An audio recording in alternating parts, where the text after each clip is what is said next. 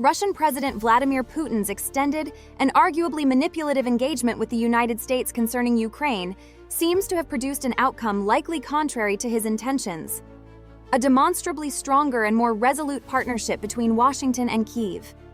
At the heart of this evolving dynamic is the intricate and recently adjusted agreement pertaining to Ukraine's substantial mineral wealth, estimated across approximately 20,000 identified deposits. While initial overtures from the United States regarding these resources appeared to some as potentially exploitative, the emerging and reportedly finalized agreement is now being characterized as significantly more beneficial for Ukraine's long-term interests.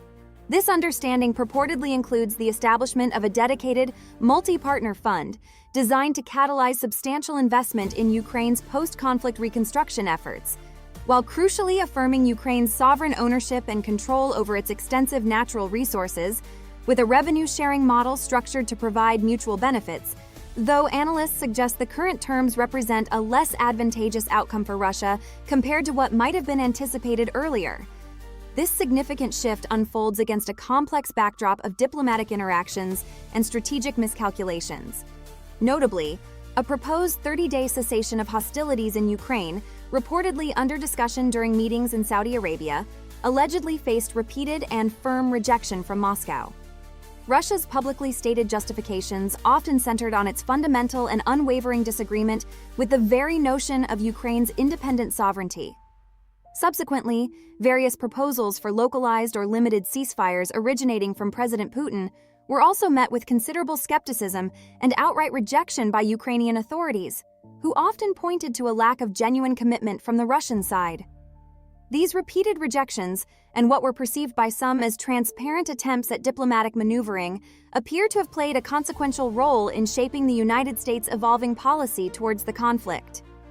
Drawing on the informed analysis of figures such as former British military intelligence officer Philip Ingram, President Putin's strategic missteps, particularly his consistent unwillingness to genuinely engage with and agree to initial ceasefire frameworks, are viewed as pivotal in understanding the current realignment of U.S.-Ukraine relations. Ingram posits that the resulting minerals agreement is not structured in a manner that would indebt Ukraine to the United States. Instead, it is framed as a collaborative, long-term framework for U.S.-Ukrainian cooperation aimed at facilitating Ukraine's comprehensive reconstruction and fostering sustainable economic development, strategically leveraging Ukraine's inherent mineral wealth. This approach directly challenges what many perceive as President Putin's overarching strategic objective: the establishment of a weakened, politically and economically dependent, and ultimately non-sovereign Ukraine.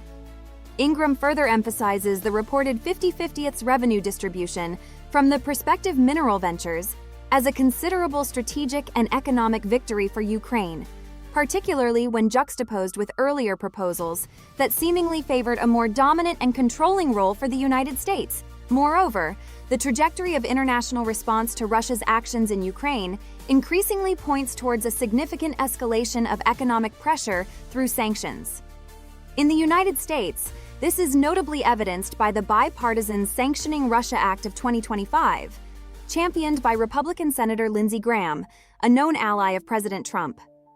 This proposed legislation reportedly aims to impose a far-reaching regime of secondary sanctions. These measures would not only target Russia directly, but would also extend to nations that continue to purchase Russian energy resources, such as oil and gas, as well as other critical exports. The intent behind such broad secondary sanctions is to further isolate the Russian economy by making it significantly more costly for other countries to maintain economic ties with Moscow, thereby cutting off vital revenue streams that could be used to fund its ongoing military operations. The bill also reportedly includes the drastic measure of a 500% tariff on any country that continues to buy Russian oil, gas, petroleum, or uranium, a move that, if enacted, would likely have a devastating impact on Russia's energy sector, a cornerstone of its economy. Parallel to these potential U.S. actions, the European Union has also been consistently pursuing measures to increase pressure on Russia. Following numerous previous rounds of sanctions, the European Commission has reportedly proposed a 17th package of sanctions. While the specific details of this latest package are still emerging, the trend has been to target individuals and entities deemed to be supporting the war effort, as well as sectors of the Russian economy. This ongoing commitment from the EU, even if its measures differ in specifics from those being considered in the US, underscores a growing and increasingly unified international resolve to hold Moscow accountable for its protracted military actions and what is widely perceived as its intransigence in pursuing a peaceful resolution to the conflict in Ukraine. This coordinated, albeit potentially varied in its exact implementation, pressure from both sides of the Atlantic signals a clear intent to constrain Russia's ability to continue its war and to compel a change in its strategic calculus. Thank you for joining us on The Global Divide. We hope this analysis provided valuable insight into the evolving dynamics surrounding the US, Ukraine, and Russia.